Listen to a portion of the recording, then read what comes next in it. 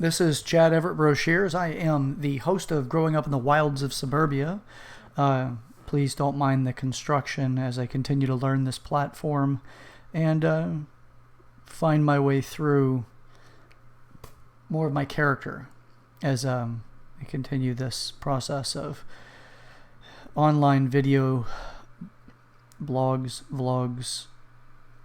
I guess they're called vlogs. As I kind of find myself in this. So with that, let's something that has just been so I use social media like everyone else, I'm sure, and the majority of people out there.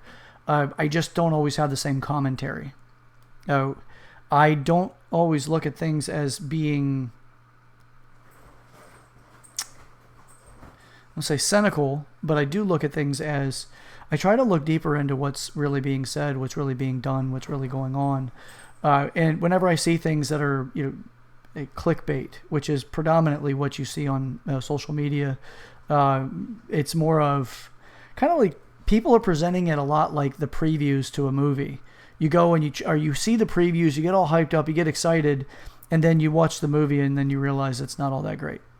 You're not all that excited by it. Or you feel let down. You feel like you've been misled. That's really what a lot of that clickbait stuff is. So you understand the idea, or my level of understanding about the financial reasons or the business reasons why people use clickbait is it's an enticing title, at times sensationalizing things, and a lot of times sensationalizing things. And you get a lot of people that just say, okay, well, this is going to be amazing, or whatever it is. Like, you get something, you're like, can you believe they said that? Follow me. And I've purposely stopped following certain people on social medias and YouTube that I saw that that's the direction they went. And it's all these cliffhanger pieces.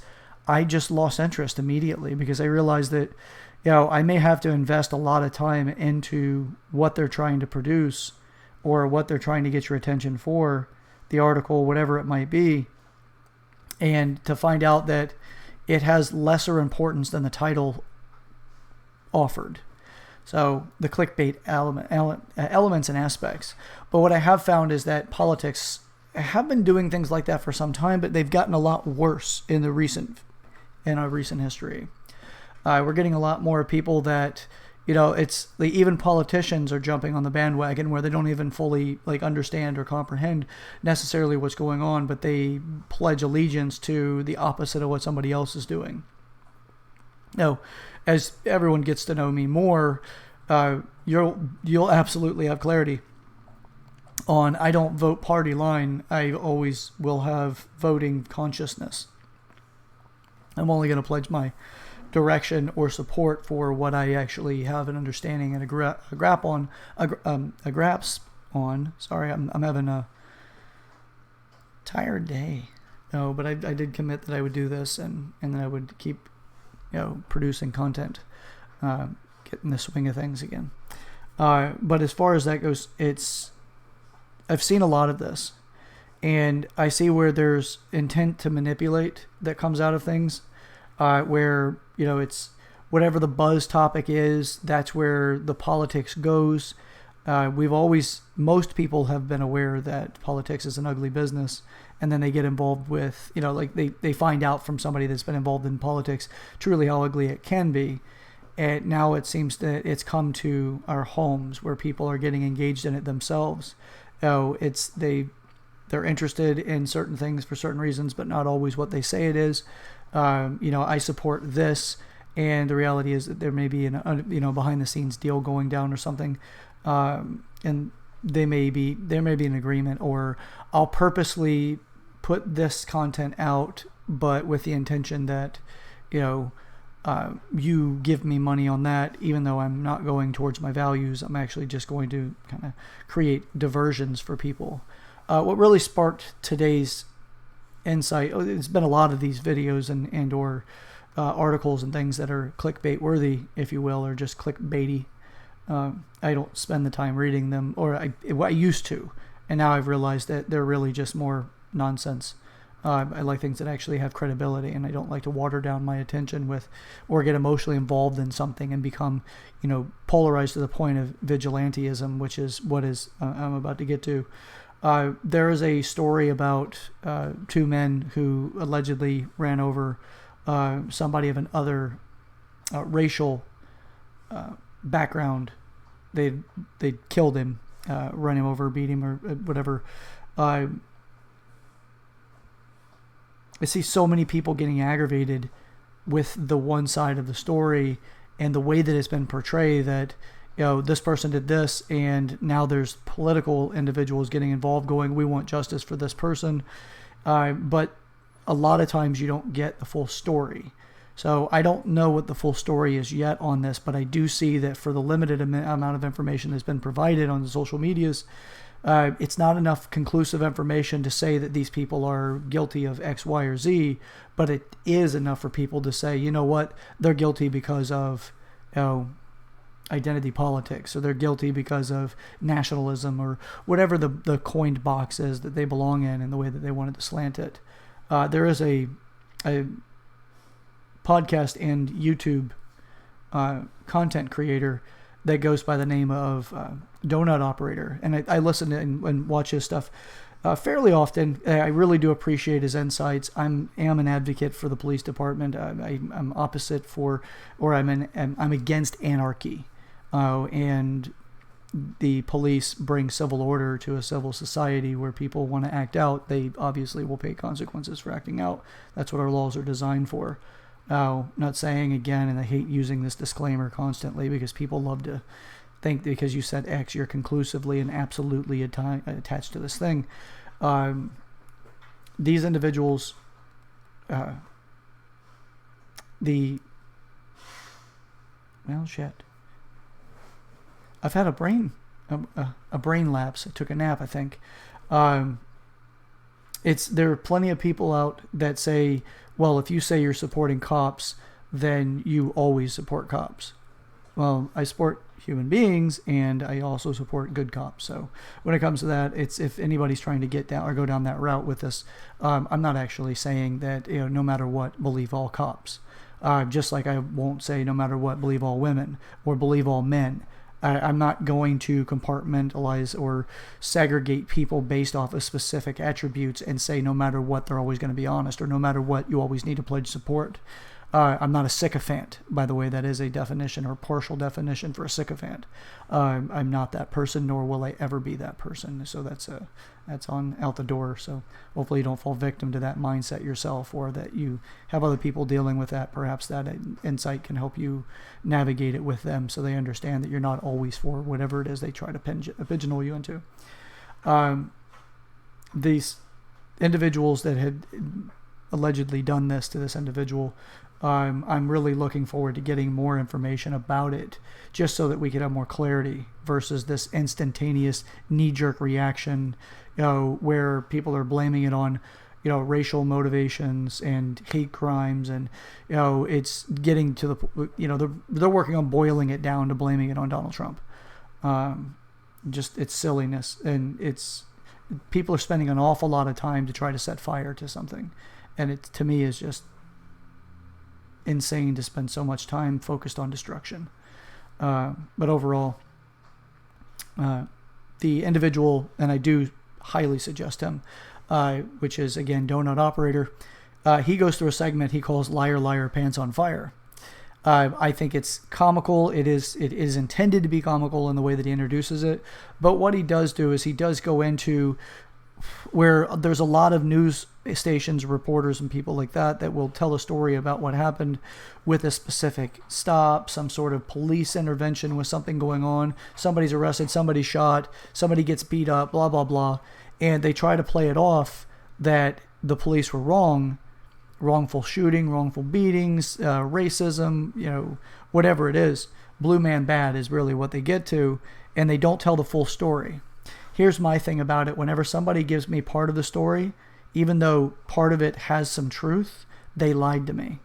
So with this, there was a recent story of a younger black boy that had long hair. Originally, the story was told, by the way, mind you, Originally the story was told that a officer was beating up a black child, and it was a white cop. Later you find out it's actually a boy, not a girl. He is small for his age, but he is a teenager, not a child, although they're categorized similar. It's an adolescent. So he also he tried to elude the police after being caught selling drugs, or suspected of selling drugs, and right in front of the officer. The officer asked for it. He had, I believe, cigarettes with him, and then he attempted to try to flee. And I guess fought back against the officer. They ended up on the ground. There is a thing called forced compliance, where an officer can use blows or strikes to the body to get the suspect to soften up enough to where they will be compliant so that they can be detained. If you're fighting or resisting the officer, they have to come to some sort of controlling mechanism. They don't pull their gun unless they feel threat in life. This officer did not pull the gun, and he just used forced compliance or pain compliance to get this young man to behave long enough he could find out what was actually going on. Is you see something, you suspect a crime, you or I, because we're not officers, unless you are an officer listening, we're not charged to intervene if we see a drug deal going on, or we see some sort of illegal behavior. We have been trained to call it out, but to be safe about it, not to get ourselves involved too much, call the police if need be, whatever it is. So whenever people are putting these judgments on officers, they don't know the life of an officer. They don't know what it's like to have a service revolver. Sorry, not a revolver. A service pistol on them. That's lethal force. And so that's something that they don't want to resort to. They don't understand all of the requirements it takes to be an officer. They judge from their cushy chairs, from the midst of whatever mentality or mindset that they were in, the narrative they live under. They're judging from a lot of places, but they're not actually judging from walking in the shoes of an officer. Yes, there are crooked officers out there. There are crooked concepts of every single occupation out there. There could be crookedness in it. So as far as that goes, there's more to it. I find that the clickbait articles that give you part of the story, if they lie once, that is a methodology that they use. It's a modality for business to get you to fall suit into what they want so that they can get what they want out of you, which is you to click so they can get advertisement dollars. The advertiser, whoever's paying, they want you to get their product, service, or whatever it is, your attention, and go that route so they can further their business. It's all selling out integrity in order to try to produce more for themselves at the bottom line, because a lot of companies are doing this. It's a slippery slope, and as soon as you get on it, it's hard to get off it. So that's why clickbait articles are designed the way they are. But what they do is they aggravate people. And if you're aggravated, you're likely to share it. And that's going to make this forced anger viral behavior. That makes the videos more prominent. That makes the clicks more consistent. That ups the cost or the payout for the individual, incentivizing them. So clickbait vigilantism is that aggravated reaction where people are like, you know what? We need to dox this person. We need to make them famous and get their information out there, which, by the way, you don't make them famous, you make them infamous. So let's just have that little bit of a correction. Fame is the desirable side. Infamy is the not so desirable side. Serial killers aren't famous, they're infamous. It seems subtle. It seems ridiculous, but it really is. If you go by linguistic values, there are reasons why we use the words that we use. So anyway, a little bit of a OCD moment there for me, or a little tick. It just aggravates me to see that. So the vigilantism comes into that. But they're trying to emotionally invest you enough to make them viable enough that you'll follow their product, you'll share it without much effort on their behalf. That's kind of like the modern day gold rush with fool's gold. Oh, that's pretty much what clickbait is it's the fool's gold rush. Somebody's going to get rich off it, but it's not the people that are spending the time to read it. It's not even the people, you probably do have the people that are writing it, but not the ones that are reading it, not the ones that are getting aggravated on a daily basis and living their life frustrated with other people that identify with whatever their frustration levels are. So when it comes to all of that, just know that there's more to a lot of the stuff than meets the eye. No pun intended for a cliched statement. But anyway, think more critically. Try to be aware of when you do see something that's a headline that you feel emotion in, immediately consider that you just witnessed clickbait, and that the likelihood that the article is going to have a lot of facts and not a lot of sensationalism is pretty low. You're more likely to get less or fewer facts, just enough to make it nonfiction, or just enough to make it nonfiction, but enough that it gives you reason to feel a certain way. It's sad that we've gotten to a point that this becomes more of a profession that we see out there than the offshoot that sci-fi writers and fantasy writers, novel writers, those types of people. They're now in the position where they're part of the news system. So if you feel emotionally charged when you come across a headline, there's a damn good chance that headline is intending to try to mislead you. So do read more. Try to read from multiple sources. Pick up a book once in a while, not just articles that people write. You'll probably find it yourself in a better place. Well, guys, I'm not going to go any further. Today's not been the best video for me. Just simply, it was a promise to myself that I continue to do this on a regular basis, even if the content is substandard. I don't necessarily agree that this one's the best video. I don't think it's the worst of all of my videos either, but I do thank you for your time. Please feel free to comment in the comment section, share the video. Please feel free to subscribe. I currently do have a goal set up to hit a certain number of subscribers, and look forward to this building out a bit more and going through different platforms. So by looking at the picture that you see there, you should see my pooch. That's Athena. She's taking a nice little nap. Well, she's getting to a nap, and that's her pillow. That's a cute little thing. Anyway, all right, guys. Thank you so much. This is Chad Everett Brochures, the host of Growing Up in the Wilds of Suburbia. Till next time, please keep thinking critically. Think a little bit beyond the instantaneous knee-jerk reaction and see what you find out about yourself underneath that. All right, until next time, guys. Have a good day.